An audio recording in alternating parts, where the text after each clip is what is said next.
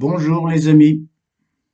Eh oui, il y a longtemps que j'ai pas fait de vidéo, mais j'avais eu du mal à me remettre des élections présidentielles.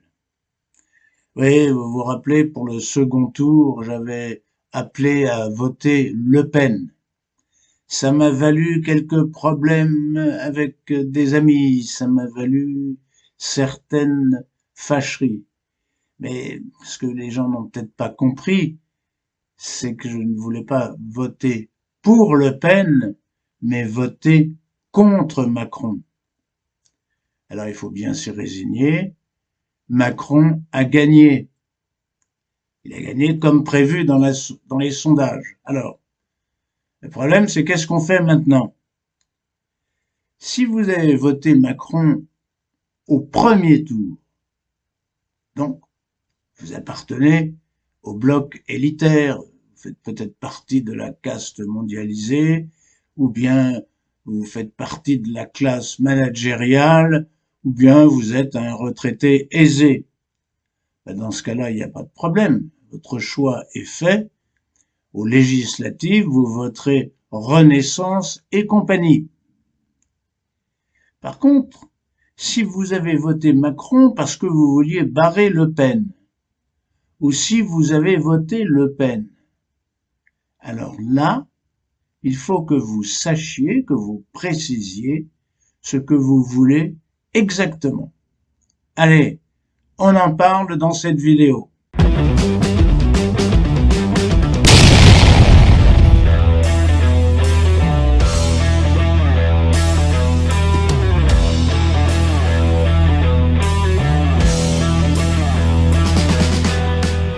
Si ça se trouve, Macron a tout simplement été élu parce que Mélenchon a dit « Pas une voix pour Madame Le Pen, pas une voix pour Madame Le Pen, pas une voix pour Madame Le Pen, pas une voix pour Madame Le Pen ».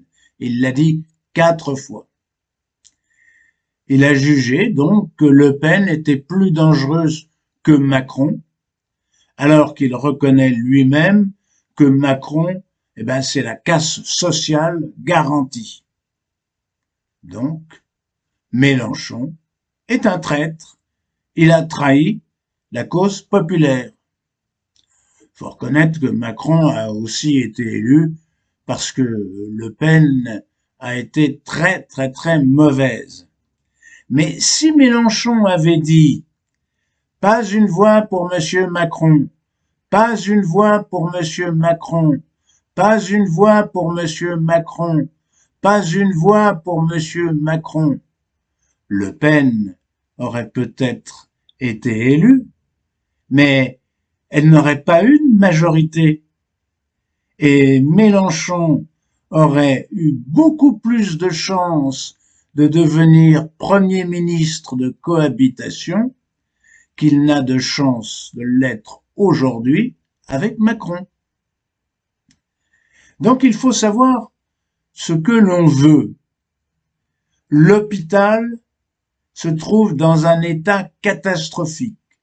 Sous le septennat de Macron, on a supprimé 17 000 lits d'hôpitaux, dont 5 700 pendant la pandémie.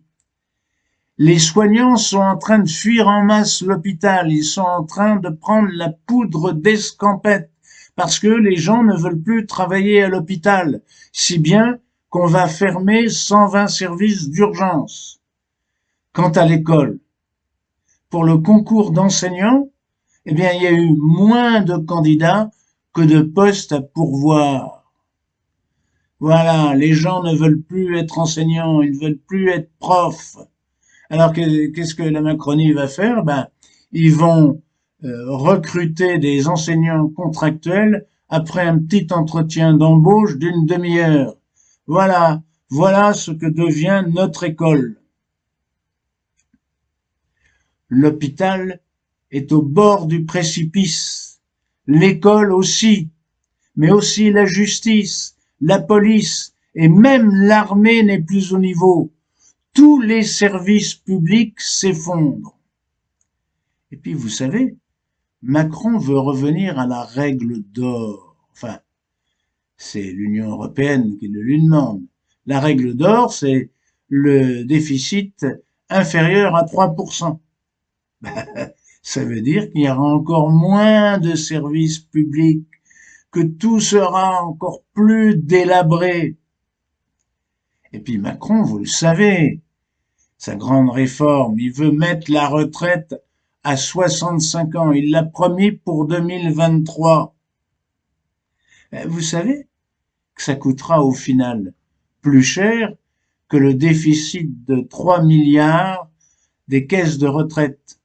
Parce que à 60 ans, les gens, ils sont rarement encore au boulot. En général, ils sont au chômage. Et avec la réforme du chômage qui a eu lieu et qui va encore se poursuivre, ils seront très vite au RSA. Eh bien, ça coûtera en fait 6 milliards. Voilà. On dépensera 6 milliards pour économiser 3 milliards. Quant au RSA, je ne vais pas en parler. Vous le savez, voilà. Avec Macron, les gens devront travailler gratuitement 20 heures par semaine. Macron va continuer la casse sociale, sans parler du projet de portefeuille numérique et d'euros numériques porté par l'Union européenne, et ceci pour 2024. Voilà, projet qui nous mène tout droit au crédit social à la chinoise. Macron va continuer la vente de la France à la découpe. Et je crains beaucoup qu'il finisse par céder notre siège au Conseil de sécurité à l'Union européenne, c'est-à-dire en fait à l'Allemagne. Alors, il faut faire barrage à Macron. Il faut l'empêcher de nuire. Mélenchon a lancé la NUPES. Il y a beaucoup de choses qui me déplaisent chez Mélenchon. Le refus de l'énergie nucléaire, l'islamo-gauchisme, la volonté de rester dans l'Union européenne, même en désobéissant. Mais il y a aussi plein de bonnes idées dans le programme de Mélenchon. Faire une relance post-keynésienne avec une approche par les besoins. Donc, si Mélenchon était Premier ministre, il y aurait peut-être des choses désagréables, mais il empêcherait la casse sociale. Cependant, je ne crois pas que la NUPES ait la majorité absolue. En tout cas, c'est ce que montrent les sondages. Toutefois, il est fort possible que la Macronie n'ait pas la majorité absolue, qu'elle ait qu'une majorité relative. Auquel cas, les différentes oppositions, la NUPES, le Rassemblement national et d'autres oppositions, ces différentes oppositions auront plus de possibilités de contrarier Macron que lors du précédent quinquennat.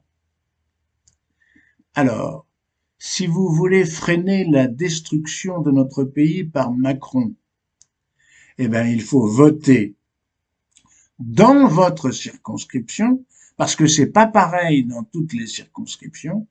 Il faut voter dans votre circonscription pour le candidat d'opposition qui a le plus de chances. Très souvent, ce sera la NUPES, mais dans certains coins, ça pourra être le Rassemblement national. Tout député qui refusera de voter les lois scélérates de Macron est un député qui est bon à élire. Mes amis, l'urgence, ce n'est plus nos convictions personnelles. Non, l'urgence, au point où nous en sommes, c'est d'empêcher Macron de nuire. Vous êtes peut-être d'accord avec ce qui a été dit. Vous n'êtes peut-être pas d'accord, mais vous avez écouté les arguments. Dans les deux éventualités, j'espère que cette vidéo vous a plu. Si c'est le cas, soyez gentil, mettez un petit pouce bleu. Si vous n'êtes pas encore abonné à C'est dans l'air, vous pouvez le faire maintenant. c'est gratuit, et ça nous encourage.